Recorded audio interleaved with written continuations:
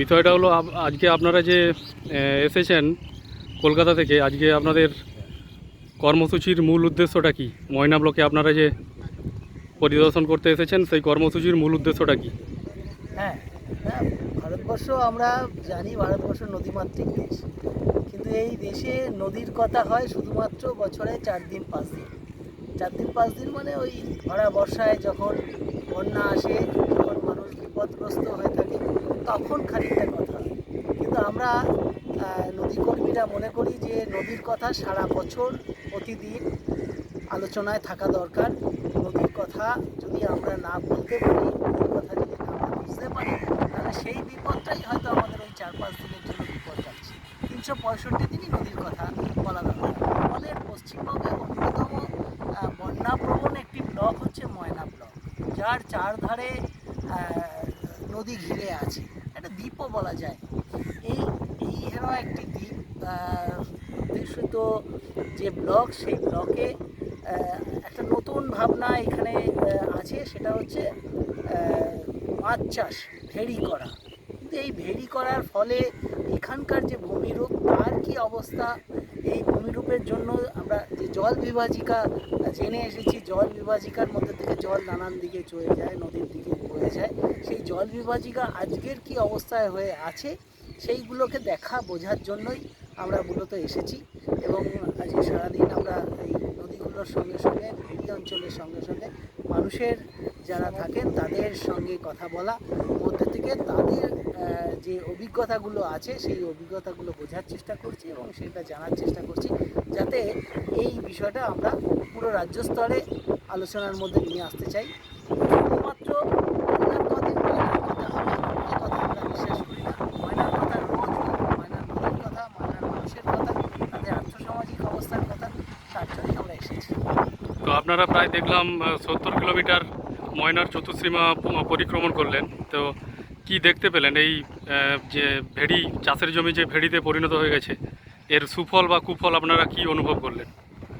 যে কথাটা বলছিলাম যে জলবিভাজিকার যে ব্যবস্থাপনা, সেই ভূমির রূপ, সেই ভূমির রূপটাই পরিবর্তিত হয়ে গেছে। এবং সেই ভূমিরূপ পরিবর্তিত হয়ে তা আগামী দিনে কোথায় নিয়ে ফেলবে আমাদের, সেটা কিন্তু আমাদের অত্যন্ত সাবধান হওয়ার প্রয়োজন আছে। আর এই অঞ্চলের আমরা ঘুরছিলাম, যখন মানুষের সঙ্গে কথা বলছিলাম, যখন দেখছিলাম, এখানে কৃষি আর অবশিষ্ট নেই, চাষ আর নেই। অথচ আমরা গতকাল কথা বলছিলাম স্থানীয় মানুষের সঙ্গে, এখানে এরকমও জায়গা ছিল যেখানে জল বাড়লে ধানও বেড়ে যেত, ধানের শীষ বড় হয়ে যেত, তারপরে তারা নৌকায় করে গিয়ে কাটত। তার মানে সেই চাষ পদ্ধতি এখানে ছিল, মানে মিশ্র কৃষি, মাছের ধানের সঙ্গে মাছ চাষ। হ্যাঁ, ধানও ছিল, মানে আমি বলতে চাইছি যে ধানও ছিল, এই প্রকৃতির সঙ্গে বেঁচে থাকাও ছিল। আজকের একেবারেই মাছ নির্ভরশীল হয়ে যাচ্ছে। এই জমিগুলোর যে চরিত্র, সেই চরিত্র বদলে যাওয়া, জমিগুলোর যে অধিকার, সেই আগামী প্রজন্মের জমি আমাদের মা, আমরা বলি যে আগামী প্রজন্মের জন্য আমরা রেখে যেতে পারি, আমরা আজকেই সবটা ব্যবহার করব। এই আগামী প্রজন্মের জন্য কোন জমি আমরা রেখে যাচ্ছি, এইটা নিয়ে পুনর্বিবেচনা করার প্রয়োজন আছে।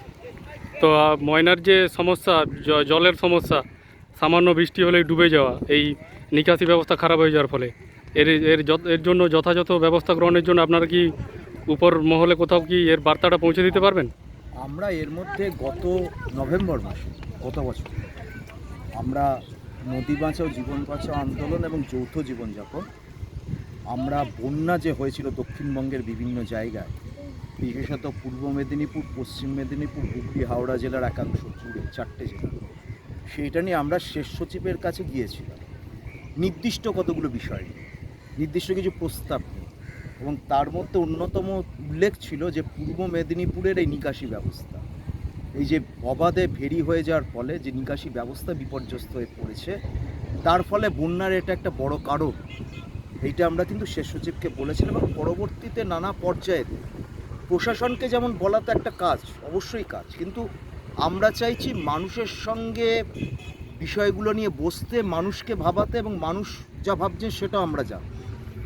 মানুষকে নিয়ে এটা যদি না চলা যায়, কারণ ভেরি সমস্যা বলতে আপাত দৃষ্টিতে মানুষ দেখছেন যে চাষের ফসলের দাম পাচ্ছেন না, ফলে যারা জমি আছে, যাদের তারা ভাবছেন ঠিক আছে ভেরি লিজ দিলে তো তাহলে আমার আর্থিক ভালো হচ্ছে, একবারে চাষে যেখানে কিছুই হচ্ছিল না, ফসলের দাম পাওয়া যাচ্ছিল না, তার থেকে ভালো হচ্ছে। কিন্তু কতটা ভালো হচ্ছে এবং ভবিষ্যৎটা কি, ভবিষ্যৎ কোথায় যায়?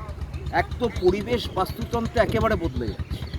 এখানে যেটা শুনলাম মানুষের সঙ্গে কথা বলে, যে ধানের বিষয়টা তো বললই তাপস, তারপর গবাদি পশু এখন বিশেষ নেই, গরু নেই, পাখি যা গ্রামে থাকার কথা সেরকম নেই, ফলে গোটা পরিবেশ বাস্তুতন্ত্রটা এখানে বদলে যাচ্ছে। এক, দুই হচ্ছে জমির চরিত্র বদলে যাচ্ছে, জমি সম্পর্ক বদলে যাবে আগামী দিনে।